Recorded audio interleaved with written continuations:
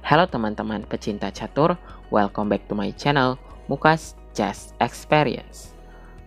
Pada video kali ini kita akan membahas pertandingan dari tahun 2011, yaitu pertandingan di mana Anish Giri mengalahkan Magnus Carlsen untuk pertama kalinya.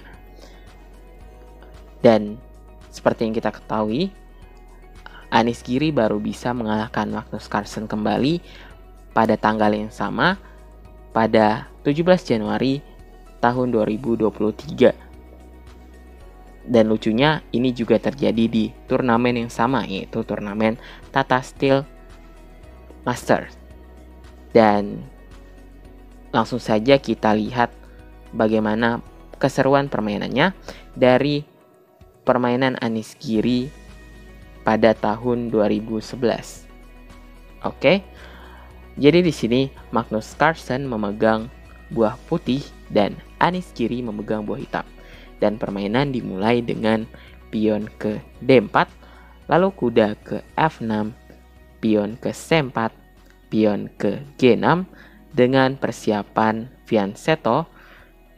Lalu dilanjutkan dengan pion ke G3.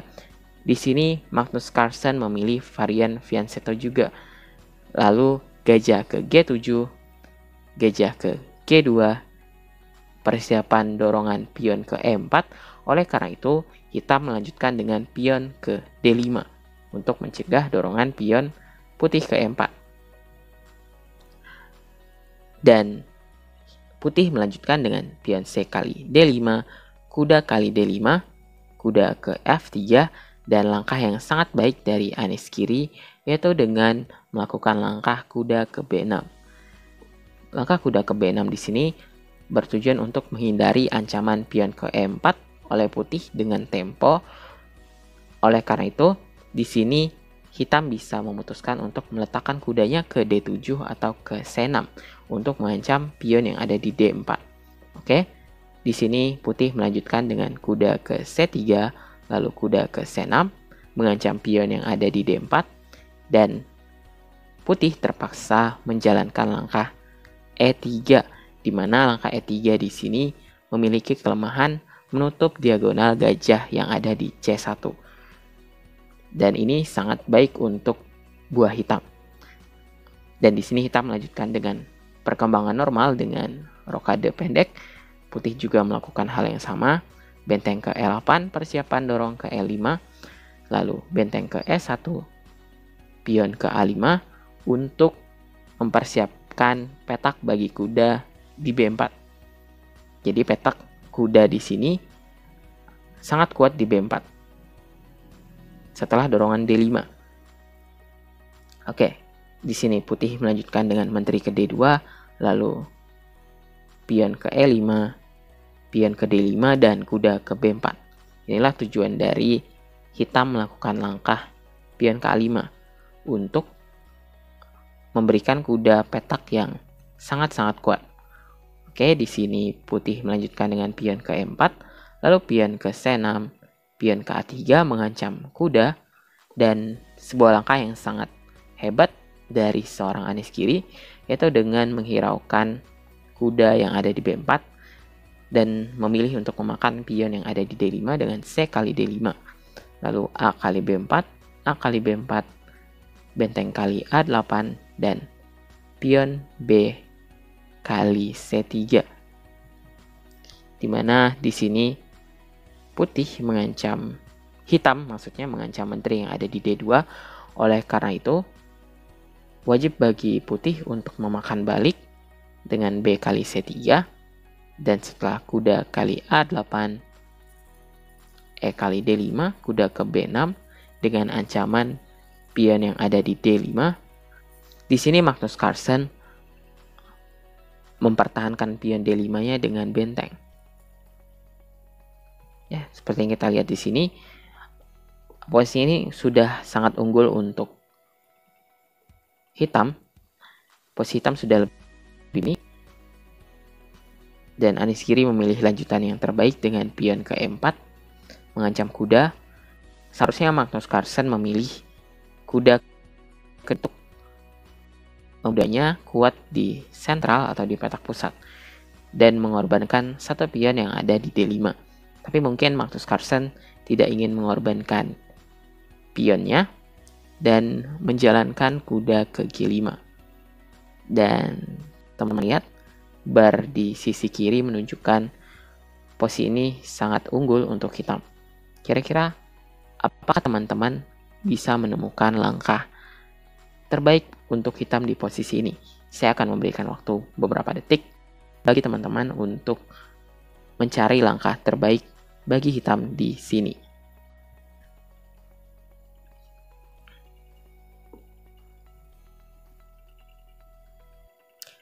Oke, selamat bagi teman-teman yang bisa menemukan langkahnya. Jadi langkah terbaik bagi hitam di sini adalah dengan memainkan pion ke E3. Dimana jika putih memakan pion dengan pion, maka menteri kali G5 dan putih akan kalah satu perwira. Oke.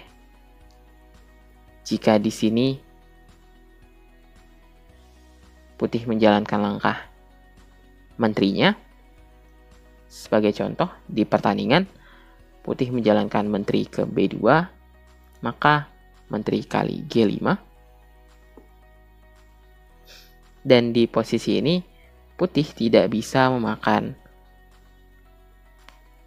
kuda yang ada di B6 karena ada langkah pion ke E2. Setelah benteng ke E1, maka menteri kali E1, promosi menteri, dan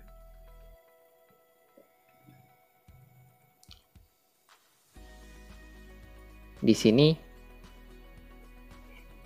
kita lihat semua langkah ini adalah langkah paksaan dan hitam tidak, dan putih tidak bisa mencegah ancaman dari hitam di sini. Dan setelah benteng, menteri makan gajah kali C3. Hitam unggul satu perwira. Dan tentu saja akan sangat mudah bagi hitam untuk memenangkan permainan ini. Oke, kita kembali ke permainan di mana Magnus Carlsen di sini menjalankan langkah gajah kali E3. Dan Anies Giri memilih langkah jawaban menteri ke G4 dengan ancaman benteng yang ada di D1. Dan di posisi ini Magnus Carlsen memutuskan untuk menyerah. Tapi gimana kalau misalnya kita lihat di sini putih menjalankan langkah pion ke F3 mengancam menteri. Bukannya menteri yang terancam, tapi di sini hitam memiliki langkah menteri ke A4 mengancam kembali benteng yang ada di A1. Jika benteng ke A1 mengancam menteri, maka kuda ke C4. Benteng kali A4, kuda kali B2, dan hitam akan unggul satu perwira. Dan sangat mudah bagi hitam untuk memenangkan permainan ini. Oke. Jika benteng ke A8 sebagai contoh, maka gajah ke D7 dan hitam dengan sangat senang mengajak pertukaran perwira karena hitam sudah unggul satu perwira di sini. Oke teman-teman, mungkin sekian video kali ini. Semoga video ini dapat menghibur teman-teman semuanya. Jika teman-teman menyukai video seperti ini, jangan lupa untuk terus dukung channel ini dengan cara like, komen, dan subscribe agar channel ini bisa berkembang dan semakin lebih baik lagi. Oke?